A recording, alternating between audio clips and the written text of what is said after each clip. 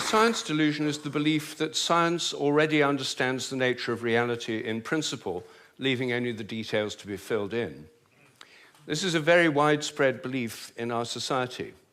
It's the kind of belief system of people who say, I don't believe in God, I believe in science. It's a belief system which has now been spread to the entire world. But there's a conflict in the heart of science between science as a method of inquiry based on reason, evidence, hypothesis, and collective investigation, and science as a belief system or a worldview. And unfortunately, the worldview aspect of science has come to inhibit and constrict the free inquiry, which is the very lifeblood of the scientific endeavor. Since the late 19th century, science has been conducted under the aspect of a belief system or worldview, which is essentially that of materialism, philosophical materialism. And these sciences are now wholly owned subsidiaries of the materialist worldview. I think that as we break out of it, the sciences will be regenerated. What I do in my book, The Science Delusion, which is called Science Set Free in the United States, is take the 10 dogmas or assumptions of science and turn them into questions, seeing how well they stand up if you look at them scientifically. None of them stand up very well. What I'm going to do is first run through what these 10 dogmas are, and then I'll only have time to discuss one or two of them in a bit more detail. But essentially, the 10 dogmas, which are the default worldview of most educated people all over the world, are first that nature is mechanical or machine-like. The universe is like a machine, animals and plants are like machines, we're like machines. In fact, we are machines. We're lumbering robots, in Richard Dawkins' vivid phrase, with brains that are genetically programmed computers.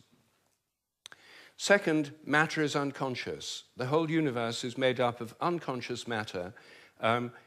There's no consciousness in stars, in galaxies, in planets, in animals, in plants, and there ought not to be any in us either, if this theory is true.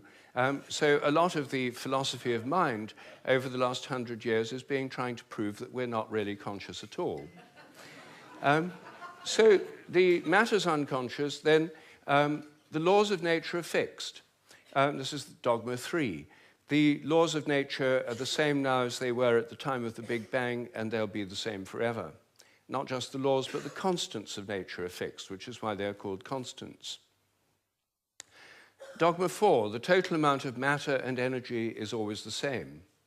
It never changes in total quantity, except at the moment of the Big Bang, when it all sprang into existence from nowhere in a single instant. The 5th dogma is that nature is purposeless. There are no purposes in all nature, and the evolutionary process has no purpose or direction. Dogma 6, biological heredity is material. Everything you inherit is in your genes, or in epigenetic modifications of the genes, or in cytoplasmic inheritance. It's material. Dogma 7, memories are stored inside your brain as material traces.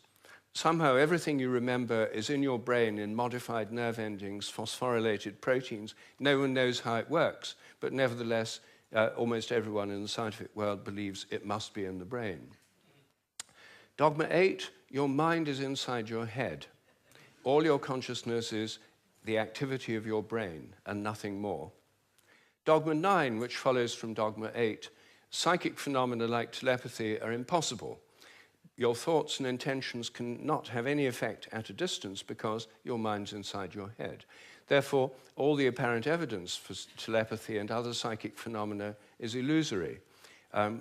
People believe these things happen, but it's just because they don't know enough about statistics, or they're deceived by coincidences, or it's wishful thinking. And dogma 10, mechanistic medicine is the only kind that really works. That's why governments only fund research into mechanistic medicine and ignore complementary and alternative therapies. those can't possibly really work because they're not mechanistic. They may appear to work because people would have got better anyway, or because of the placebo effect. But the only kind that really works is mechanistic medicine.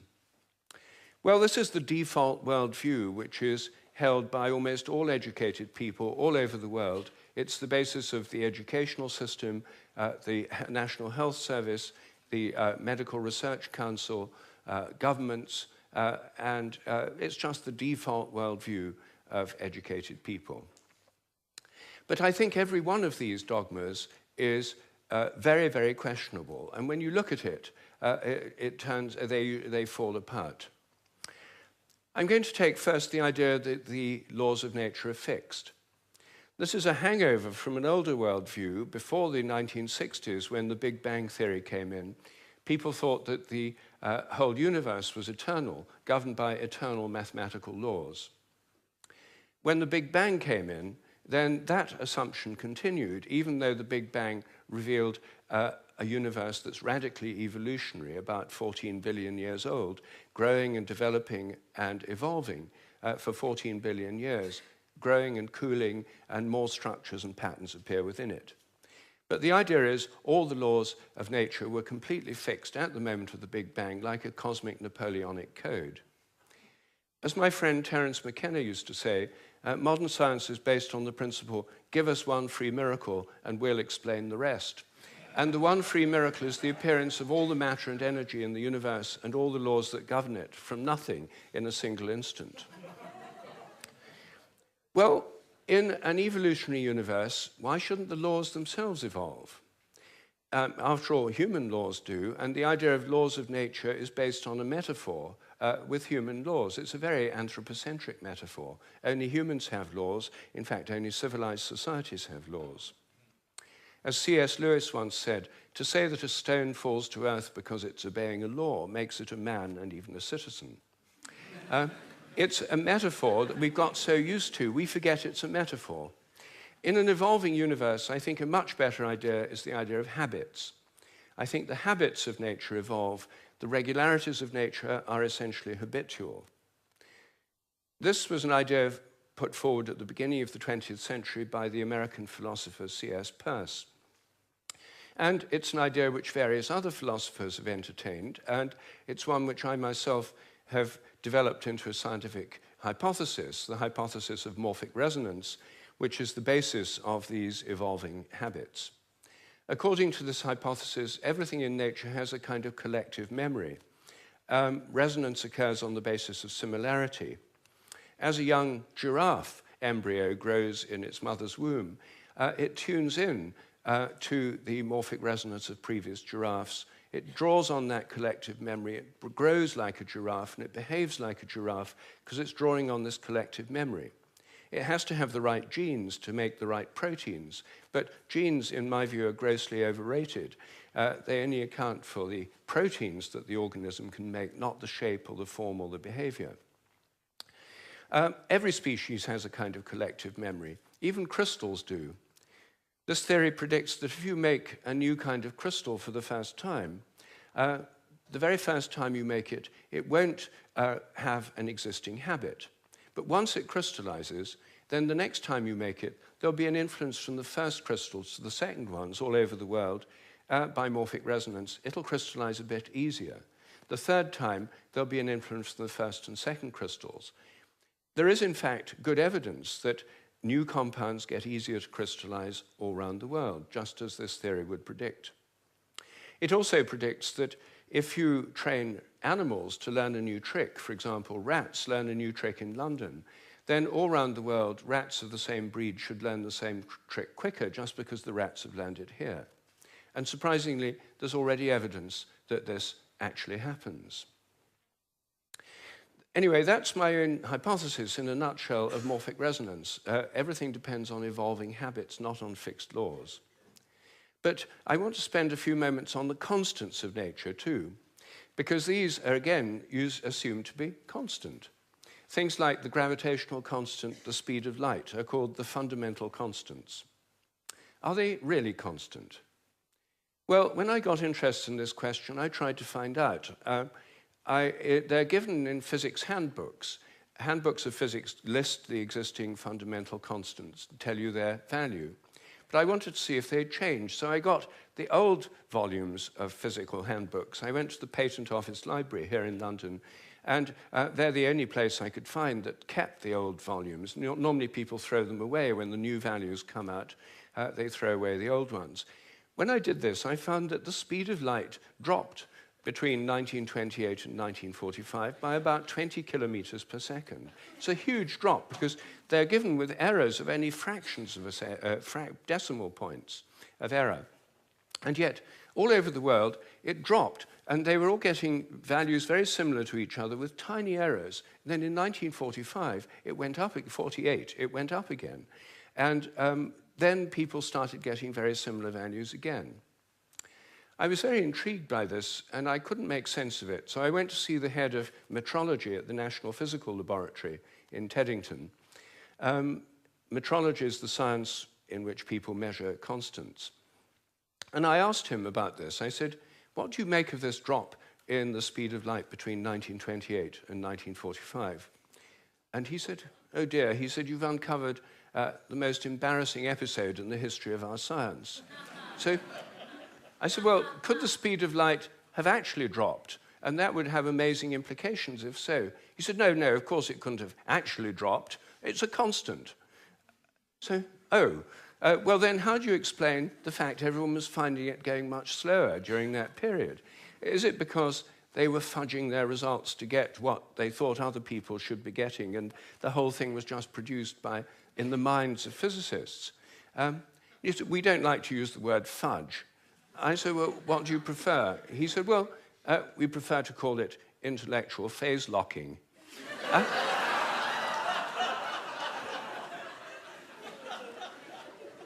So I said, well, if it was going on then, how can we be so sure it's not going on today?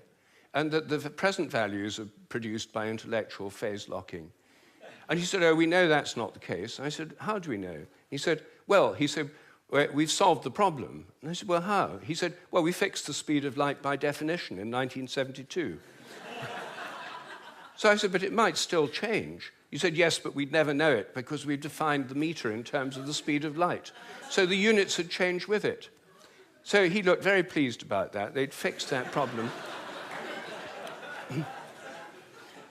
But I said, well, then what about big G, the gravitational constant known in the trade as big G? It's written with a capital G, Newton's universal gravitational constant.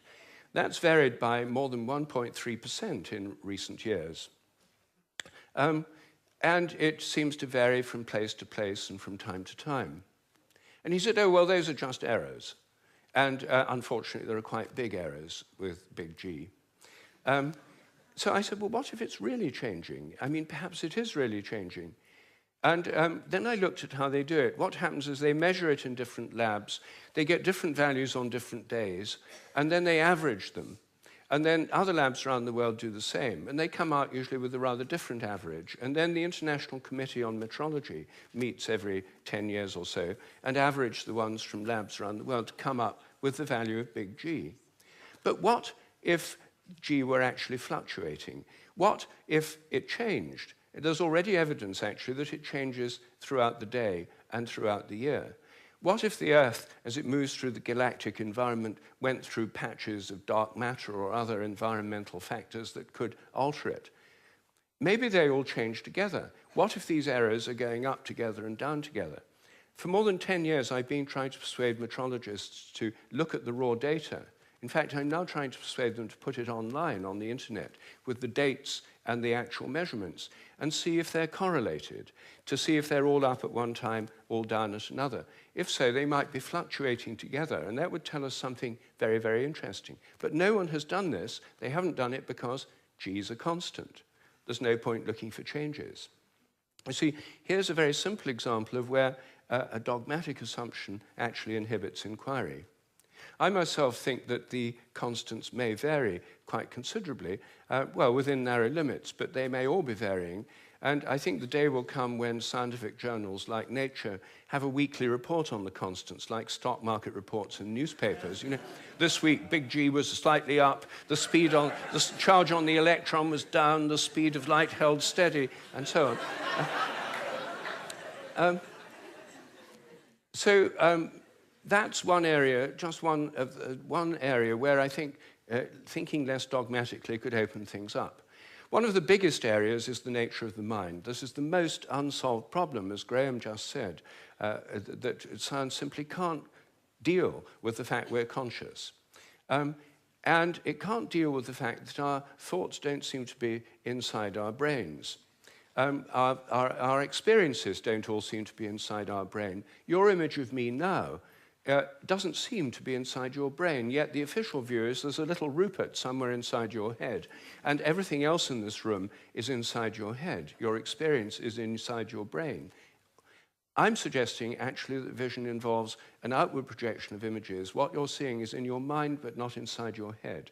Our minds are extended beyond our brains in the simplest act of perception. I think that we project out the images we're seeing, and these images touch what we're looking at. If I look at you from behind, you don't know I'm there. Could I affect you? Could you feel my gaze?